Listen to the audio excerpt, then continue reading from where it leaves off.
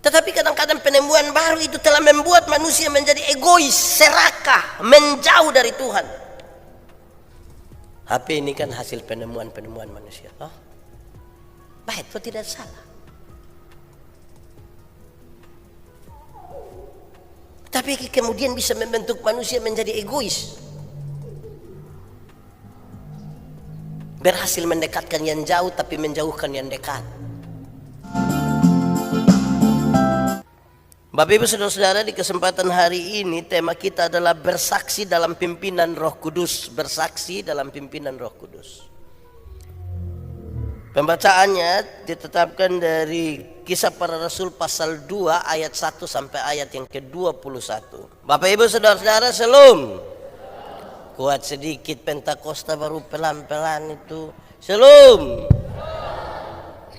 Bapak Ibu pasti tahu juga kalau kita di Alor ada orang yang bisa panggil dugong. Dugong itu apa ya? Apa? Pokoknya itu ikan besar itu. Kita naik di atas perahu terus dia pegang-pegang air begini, dia bilang dugong, dugong, dugong. Ini dugong datang. Bisa pegang-pegang. Jadi beta pikir pasti beta juga bisa. Pas naik perahu satu saat pegang-pegang dugong, dugong, dugong, dia tidak datang. Ini mesti orang khusus dengan dalam tanda petik ada sesuatu yang merupakan relasi khusus yang memungkinkan waktu dipanggil dia datang. Kalau tidak bisa. 1-2 hari lalu ada satu orang tua bilang begini, waktu bercerita tentang anak-anak sekolah, dia bilang, weh, paling berat kalau kita antar anak sekolah di Surabaya. Waktu berantar itu sebenarnya papa, tapi mau ke setengah dong, kau bilang papa mama pulang dulu. Weh, itu berat. Papa mama pulang dulu, itu berat. Karena betul tidak akan tinggal bersama-sama. Satu ada di satu tempat, satu ada di satu tempat. Dengan relasi yang kuat kita berharap sesuatu yang baik terjadi. Beta jadi ingat tahun 2002 waktu mau berangkat di Alor untuk mulai pelayanan di sana. Kita kan naik ferry toh. Waktu itu masih pacaran deh ibu pendeta. Saudara kira sakar mana gue? Antar pi di dermaga baru mau lepas, kau bilang kakak jalan. Wih itu, wih berat itu. Karena kita akan tinggal jauh toh, harus ada sesuatu yang ikat kita begitu kuat. Kenapa saya mulai dari contoh-contoh ini, saudara?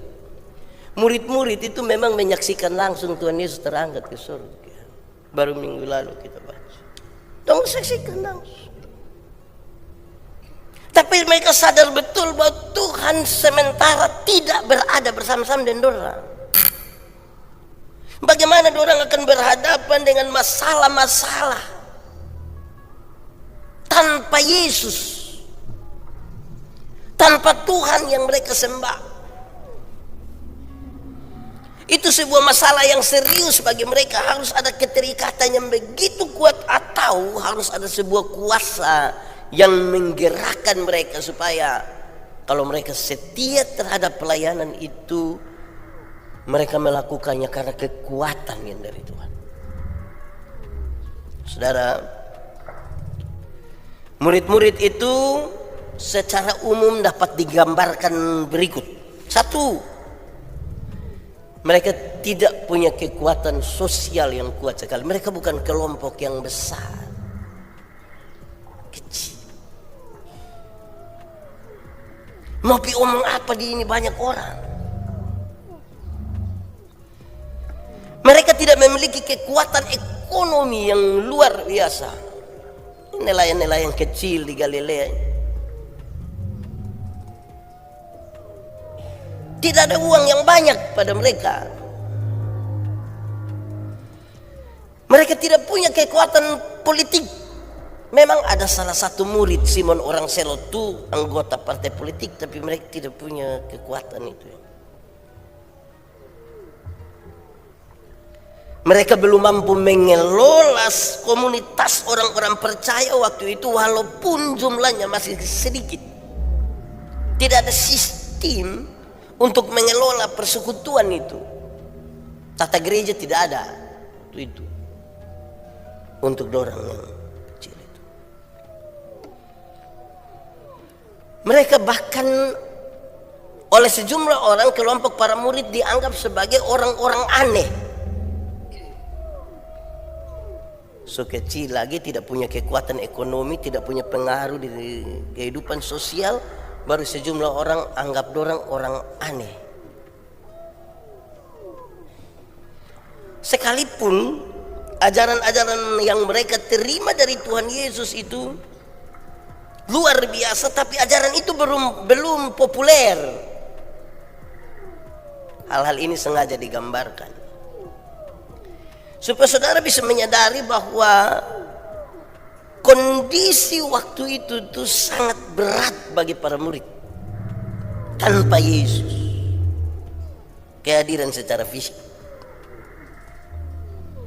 Gambaran itu menunjukkan saudara bahwa murid-murid berada pada sebuah titik terendah secara psikologis, rendah sekali secara sosial, dan karena itu mereka harus diberi kekuatan. Mereka harus menerima Roh Kudus yang menolong mereka bisa kuat. Walaupun ini masih pengantar, tapi saya mau kasih catatan hati-hati bahwa mungkin di bagian awal ketika kita masih lemah, belum kaya, belum kuat, belum punya pengaruh yang besar, mungkin kita masih andalkan Roh Kudus.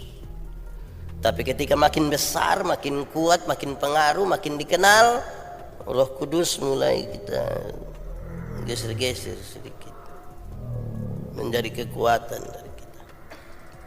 Saudara, pembacaan tadi, pencurahan Roh Kudus itu ditandai dengan 3 hal. Yang pertama ditandai dengan angin kencang, yang kedua ditandai dengan lidah api, dan yang ketiga ditandai dengan kemampuan para murid untuk berbicara dalam berbagai-bagai bahasa. Ada 3 tanda. Pertama ada angin kencang, yang kedua ada lidah api, dan yang ketiga kemampuan para murid untuk mengucapkan berbagai-bagai bahasa. Itu tanda-tanda yang pada hakikatnya menyatakan bahwa kehidupan para murid sementara dikuasai oleh kuasa Allah yang maha tinggi. Mereka digerakkan oleh Roh Allah. 2 tanda pertama, yaitu angin kencang dan lidah api, adalah tanda alam. Tapi tanda yang ketiga berkaitan dengan para murid yang mengucapkan bahasa-bahasa, banyak bahasa, adalah tanda dari manusia. Mereka orang-orang Galilea, tapi mereka bicara dalam berbagai-bagai bahasa. Yang menarik adalah orang yang mendengar. Orang yang mendengar itu terbagi dalam 2 kelompok. Kelompok pertama heran, takjub. Mereka termangu-mangu. Kenapa? Orang-orang Galilea itu bisa bicara dalam bahasa-bahasa mereka. Elam, Kapadokia, Mesopotamia, Mesir, Pamfilia, dan lain-lain. Mereka bisa bicara tentang apa? Tentang kuasa Allah yang maha tinggi. Itu mengherankan. Tapi ada kelompok yang kedua. Kelompok yang kedua ini tidak heran. Mereka menyindir. Menyindir ini terlalu halus, nongolok. Itu manusia doa ada mabok. Mabok itu yang dia begini-begini. Maka tampillah Petrus untuk mengatakan bahwa dorang tidak mabuk karena hari baru jam 9 pagi. Masa jam 9 pagi orang sumabok? Ada yang jam 9 pagi sumabok? Tidak Bapak, ini mabok dari malam sampai jam 9 pagi. Wah, ini juga bahaya, jam begitulah. Saudara-saudara, dua kelompok itu berdasarkan reaksi mereka. Orang-orang yang mendengar mengerti, heran dan percaya. Mereka kemudian menjadi anggota gereja, warga gereja. Yang mendengar berita itu, mengerti, percaya, mereka menjadi anggota gereja. Orang-orang yang mendengar mengerti tetapi menyindir, mereka menjauh dari persekutuan, menarik diri dari persekutuan, memilih untuk hidup dalam dosa. Saya ulangi, dua kelompok ini. Yang mendengar, mengerti, percaya, mereka masuk dalam persekutuan. Tapi yang mendengar, mengerti, tidak percaya, menarik diri dari persekutuan, tidak mau bersekutu. Saudara-saudara, dengan demikian catatan awalnya adalah jadi untuk mendengar dan mengerti saja tidak cukup. Untuk mendengar dan mengerti saja tidak cukup. Kita harus dilatih oleh Tuhan untuk percaya. Mendengar, mengerti saja tidak cukup. Mesti tambah percaya. Supaya kita tidak bereaksi seperti orang-orang yang kemudian memisahkan diri dari persekutuan. Mendengar dan mengerti saja tidak cukup. Kita kok banyak dengar jemaat bilang, aduh itu pendeta kalau di khotbah bagus sekali, dia omong kita langsung mengerti. Sekarang kasih naik sedikit, ternyata mengerti saja tidak cukup. Saudara bisa kasih naik juga, itu pendeta dia belum omong saya kita sudah mengerti. Wah itu dia sudah terlalu itu, kalau tidak omong juga mengerti ini. Tapi kasih naik, ternyata pengertian saja tidak cukup. Mesti kasih naik, tambah percaya, supaya kemudian masuk dalam persekutuan. Dalam kekuatan Roh Kudus itu, murid-murid dimampukan untuk mengucapkan berbagai bahasa. Walaupun tema ini belum tidak bicara soal ini, tapi saya harus mengatakan ini sebagai sebuah pengajaran. Dalam kekuatan Roh Kudus itu, para murid dimampukan untuk mengucapkan berbagai bahasa dengan catatan satu, yang disebut bahasa roh itu. Bahasa roh itu terjadi pada seseorang bukan karena fasih lidah. Bukan karena fasih lidah.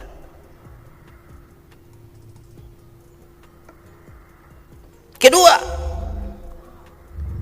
bahasa roh tidak diajarkan. Bukan karena fasih lidah, bukan diajarkan. Ini murid-murid, ini orang Galilea, tiap hari kan omong dong pembahasa, tiba-tiba bahasa lain. Pendeta Yan ini orang mana? Saudara tidak tahu saya orang mana?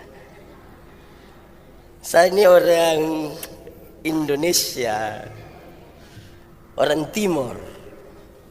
Kalau saya tiap hari bicara dalam bahasa Timor, lah saya malah pinut neone akhlak. Saudara tidak heran, karena saya terbiasa. Tapi kalau saya orang Timur ini tiba-tiba bicara dalam bahasa Rusia, kof. Saudara heran, kan saya tidak pernah berlatih, tidak fasih lidah dan tiba-tiba bicara dalam bahasa Rusia. Itu mengherankan. Jadi kalau ada orang satu datang ajar saudara, bilang mari saya ajar bahasa roh supaya saudara bisa suruh dia pulang, sudah tidak usah. Ya, saya khusus bagi gereja kita, bagi jemaat di mana saya layani, ajaran ini harus disampaikan. Bahwa orang lain punya ajaran sendiri itu dorong punya. Saya tidak ada urusan di sana. Teks ini mengatakan dengan baik. Yang mengherankan adalah orang-orang itu dari Galilea berbicara dalam berbagai bahasa bukan karena dilatih dan karena fasilitas mereka. Ketiga, bahasa roh itu dimengerti, bukan tidak dimengerti. Yang membuat heran itu adalah kok bisa mereka bicara dalam berbagai bahasa kita. Yang mereka mengerti, apa yang mereka dengar tentang kuasa Allah yang luar biasa. Kalau bahasa itu tidak dimengerti, ada orang yang diberikan karunia untuk menerjemahkan bahasa itu supaya dimengerti. Kalau kita baca pertama Korintus 14, dia kasih tahu, kalau itu tidak dimengerti, kamu hanya seperti gong yang berbunyi. Bahkan orang yang tidak tahu akan merasa kamu gila. Atau dia bilang apa pentingnya bagi pembangunan jemaat. Jadi saya harus berkhotbah pakai bahasa yang saudara mengerti untuk kepentingan pembangunan jemaat. Nanti baru sebentar tambah dengan percaya. Keempat, bahasa roh itu menurut waktu Tuhan. Jadi Tuhan mau kapan? Pendeta Yandi hot-hot begini terkuju dikuasai Roh Kudus bicara dan bahasa roh kan tidak apa-apa toh. Menurut waktu Tuhan. Jangan menurut waktu kita. Dapat lihat satu orang baru tiba-tiba dia bahasa roh. Dapat lihat satu, wah ini sudah salah ini. Intinya mau ada orang baru atau tidak ada orang baru, mau makan pagi doa pagi atau makan malam doa malam baru bahasa roh, yang penting menurut waktu Tuhan dan bukan menurut waktu kita. Saudara, bahasa roh yaitu 4 musinga babayo sebagai pengajaran, bukan karena fasilida, tidak diajarkan, dimengerti dan menurut waktu Tuhan. Saudara, bahasa roh adalah salah satu tanda. Saya ingin menekankan di sini. Bahasa roh adalah salah satu tanda, bukan satu-satunya tanda. Salah satu tanda bahwa seseorang telah dibaptiskan di dalam roh. Salah satu tanda, bukan satu-satunya tanda. Supaya jangan ada orang ketika dia bisa bahasa roh dia rasa dia sudah lebih tinggi dan lebih hebat dari semua. Hanya satu tanda. Supaya ketika ada orang yang kepenuhan dan ada sesuatu yang terjadi, itu satu tanda. Saya bawa materi tentang Roh Kudus, ada satu orang bilang begini, Pak, kalau kita kena Roh Kudus itu kita jatuh. Jadi waktu kita bicara-bicara, saya bilang masa kok begitu?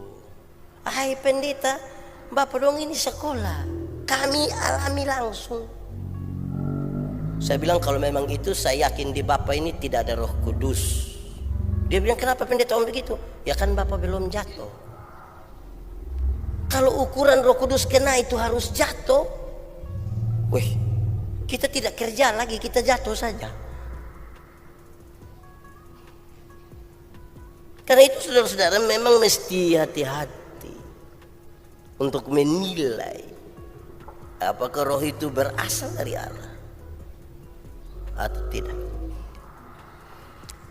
Saudara-saudara, pesan firman hari ini, tema kita adalah bersaksi dalam pimpinan Roh Kudus. Pasti saudara langsung tahu, berarti ada bersaksi yang tidak dipimpin oleh Roh Kudus. Ada bersaksi yang menurut pimpinan Roh Kudus, ada bersaksi itu yang tidak menurut pimpinan Roh Kudus. Bisa begitu pendeta? Yo, sebelum masuk pada poin-poinnya saya kasih ingat bahwa saksi itu adalah orang yang melihat, mengalami, merasakan, terus dia mengatakan kepada orang lain. Jangan tidak lihat, tidak alami, tidak ada rasakan tapi mau kasih tahu orang. Itu bukan saksi, itu saksi dusta. melihat, mengalami, merasakan, terus mengatakan.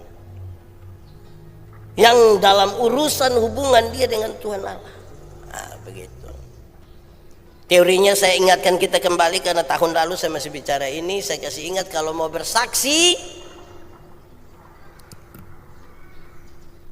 95% bicaralah tentang Tuhan. Nanti tinggal 5% baru omong-omong kita pun diri sedikit. Supaya orang ingat Tuhan, lupa kita. Karena ada yang balik 95% dia omong tentang dia pun diri. Ada 2 jam, nanti orang suka kasih nota, tinggal 2 menit baru dia bilang untung Tuhan. Akhirnya orang ingat dia, lupa Tuhan. Pak, dia pun contoh yang mana? Yang maju dan maju kau langsung bilang dulu yang tukang pencuri ini, dulu yang tukang judi ini, dulu yang semua dulu tentang dia. Baru terakhir dia bilang untung Tuhan. Lama-lama satu saat dia berdiri di muka orang bilang, kamu jangan lihat begitu, itu tukang pencuri. Karena lebih banyak dia bicara di pencuri. Lama-lama dia eksploitasi dia punya masa lalu yang pencuri itu untuk dia pakai Tuhan, dan Tuhan bukan Tuhan pakai dia. Dia ada hati di situ. Nah,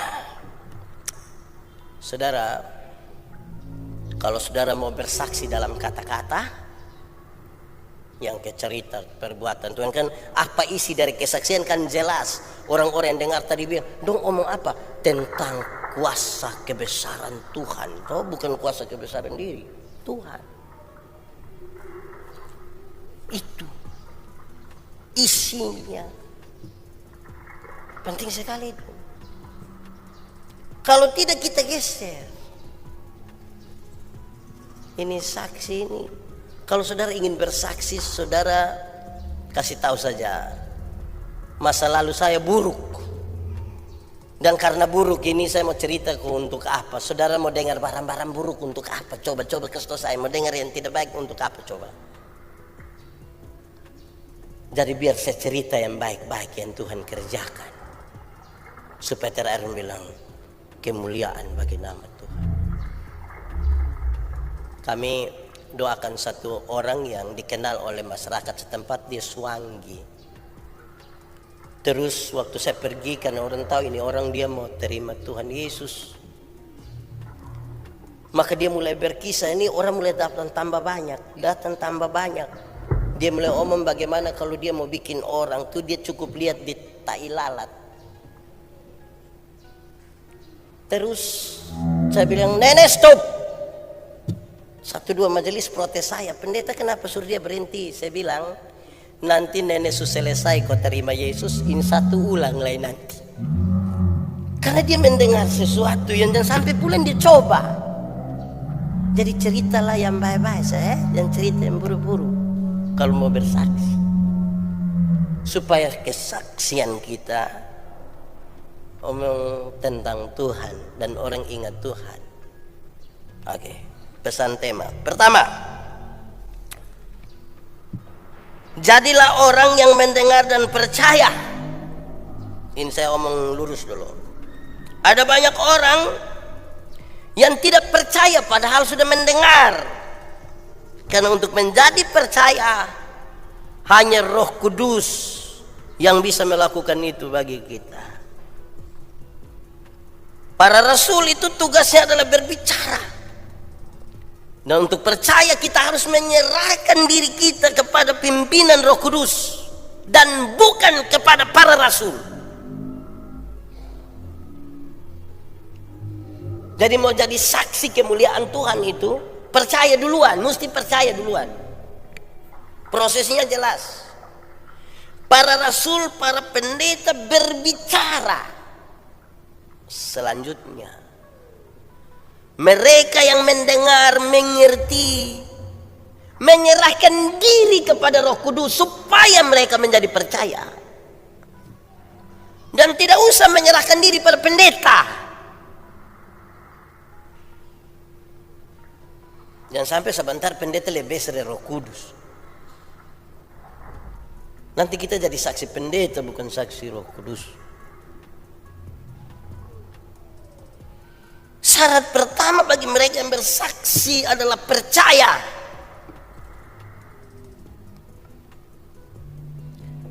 Kalau berkhotbah itu bersaksi, menyanyi itu juga bersaksi, berdiri kau omong tentang balik ke masa lalu itu juga bersaksi.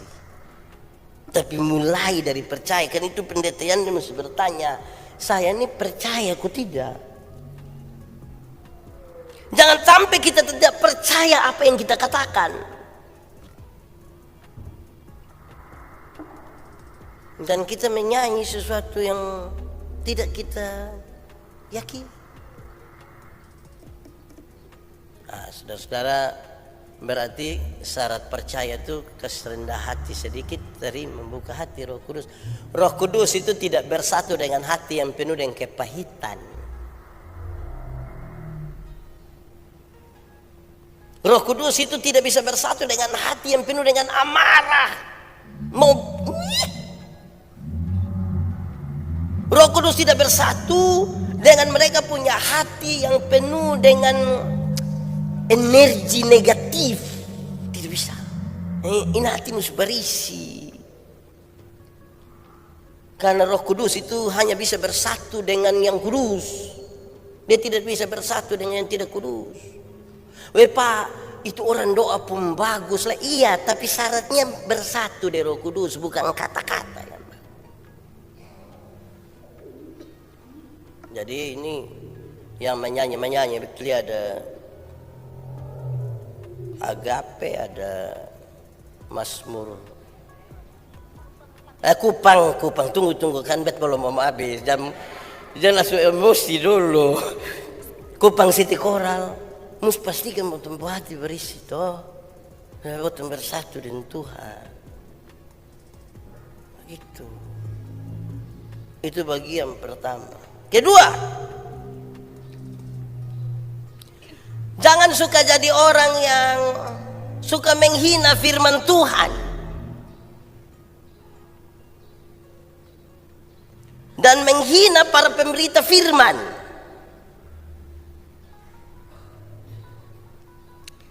Kita mungkin saja pernah mendengar orang memakai firman Tuhan untuk membenarkan kesalahannya atau memakai firman Tuhan untuk kepentingan ekonomi, politik.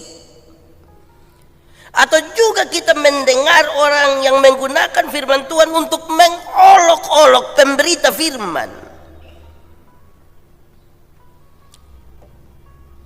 Atau seorang pemberita firman menjatuhkan pemberita firman yang lain. Itu bukan bersaksi dalam pimpinan Roh.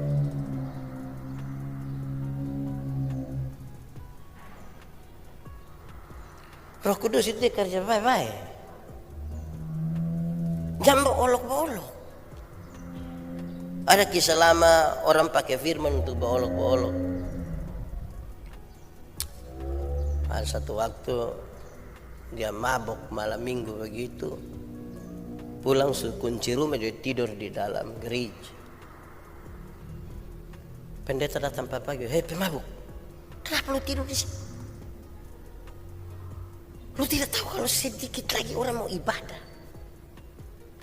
Terus dia bilang, tidak tahukah engkau bahwa aku harus selalu berada dalam rumah Bapakku? Jadi kita ini kadang-kadang kan sumenggila terlalu enak. Betul pakai firman ini. Supaya malas gereja lagi, baru duduk situ pendeta lewat. Ada bikin apa? Perjamuan Bapak. Wih, ini orang yang terlalu betul-betul. Jadi jangan makan puji dengan yang begitu-begitu. Itu betul itu. Jangan sedikit-sedikit sumpah pakai firman saudara. Jangan olok-olok gitu firman. No.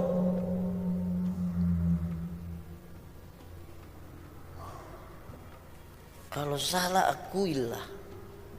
Pakai firman untuk berbantah-bantah. Terus dan kita mau bersaksi dalam pimpinan Roh. Karena saudara tahu, bersaksi dan makan puji itu tipis-tipis dia pun jarak. Jaga baik-baik. Itu kemurnian kesaksian yang dipimpin oleh Roh Kudus. Ketiga, orang yang mendengar, mengerti dan percaya firman Tuhan akan membiarkan hidupnya diubah oleh Roh Kudus. Kebahagiaan terbesar adalah mendengar dan melakukan firman. Oleh firman itu Roh Kudus menolong kita semakin serupa dengan Kristus, dan perubahan menuju kepada Kristus itulah yang membahagiakan. Tuhan Yesus bilang yang berbahagia adalah mereka yang mendengar firman dan yang melakukannya. Itu paling bahagia. Jadi kalau yang dengar firman kau tidak lakukan, itu dia tidak bahagia. Walaupun sedikit-sedikit bendera Yesus berkuasa, Tuhan Yesus tolong, itu belum bahagia. Mungkin dia tertekan kali tiap hari. Baru dapat petugas koperasi saja sudah tertekan. Jadi saudara-saudara yang mendengar firman tadi, dia memberikan dirinya. Aduh. Roh Kudus ubah dia toh. Ini mau bersaksi tentang Tuhan ini dipimpin oleh Roh Kudus tanpa pembaharuan hidup, bagaimana? Mau ubah ini dunia harus berubah, ini pembaruan hidup ini dirimu harus berubah. Jangan sibuk rubah orang lain tapi tidak sibuk rubah diri sendiri.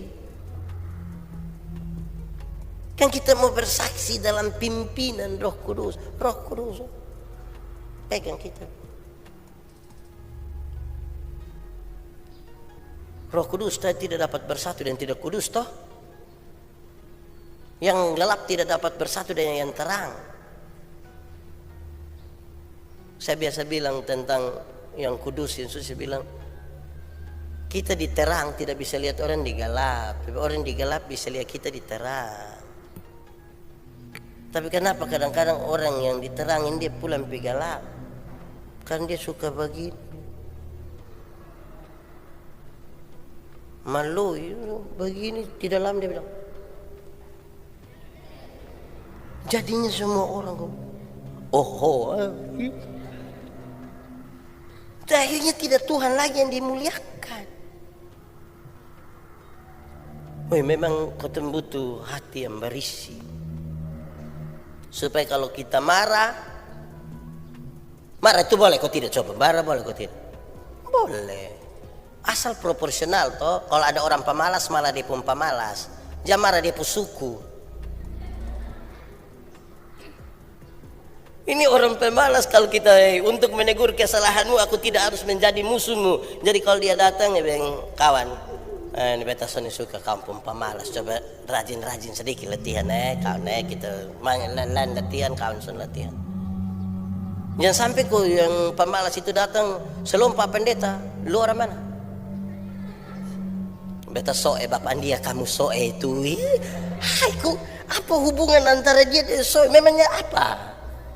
Saudara ada masalah dengan kami dari soe.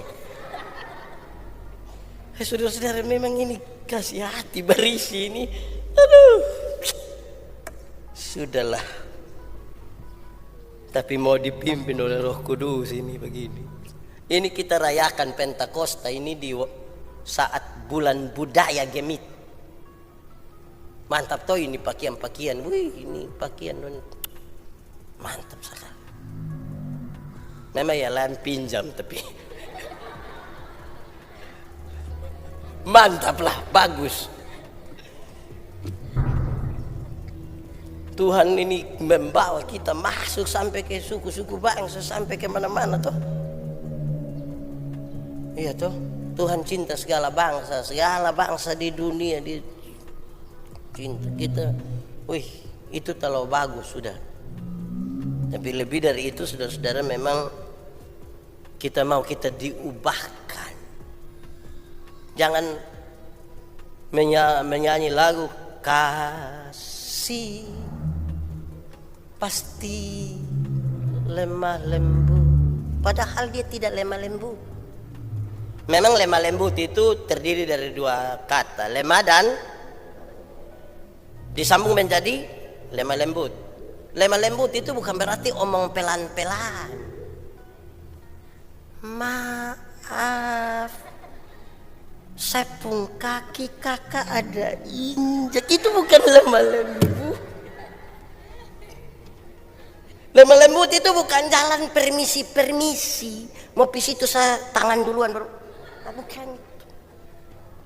Kelemah lembutan adalah titik paling tengah antara benar-benar marah dan benar-benar tidak marah, supaya kita marah pada waktu yang tepat dan tidak marah sembarang. Kita tidak pura-pura toh, senyum juga tidak pura-pura. Coba saudara senyum, coba.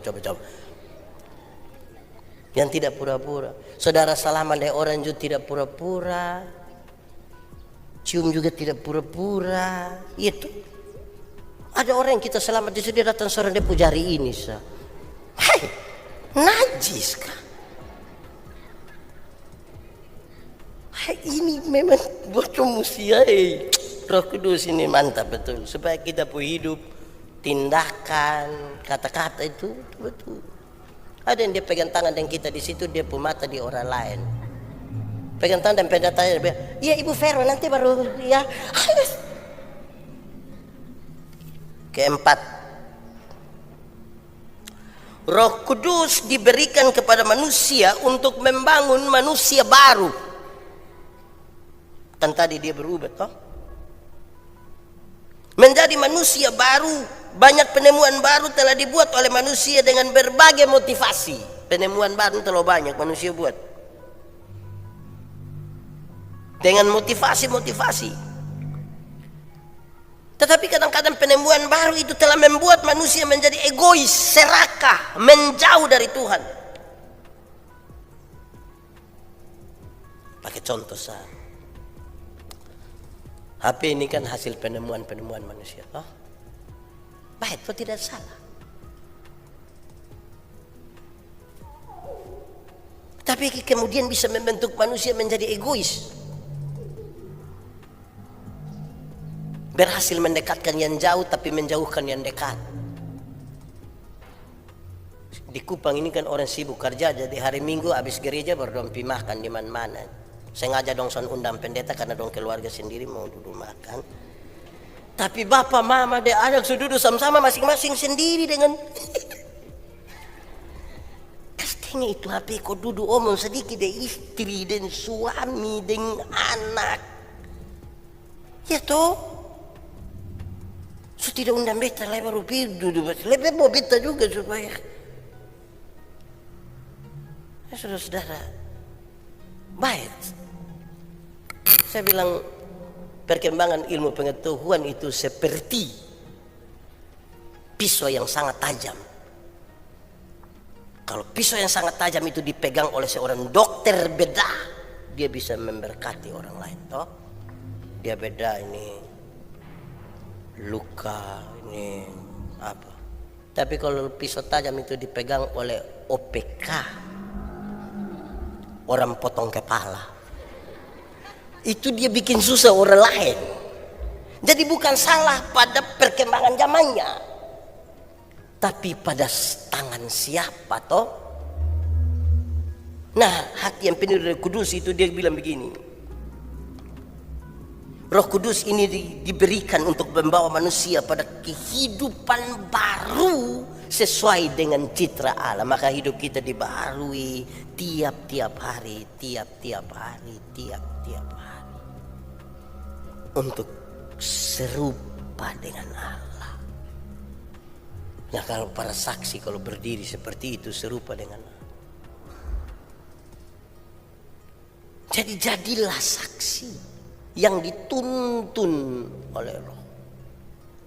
Karena godaan kita terlalu besar untuk menjadi saksi tapi tidak dituntun oleh Roh.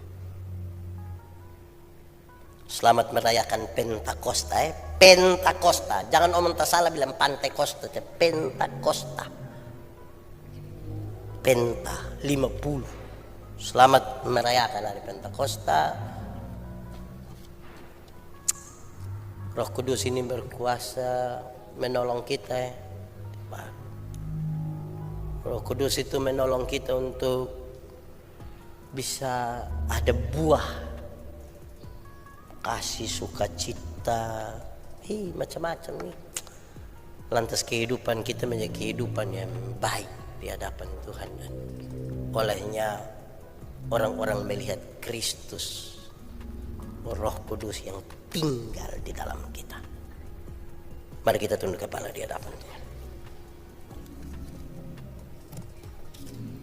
Kalau kamu dengar suaranya, jangan keraskan hati. Minta Roh Kudus lembutkan setiap hati yang keras, dan berkomitmenlah kepada Tuhan. Katakan sesuatu yang jujur kepada Tuhan. Ingat, manusia bisa kita tipu, tapi Tuhan menyelidiki hati, dan Dia sungguh tahu siapa kita di hadapan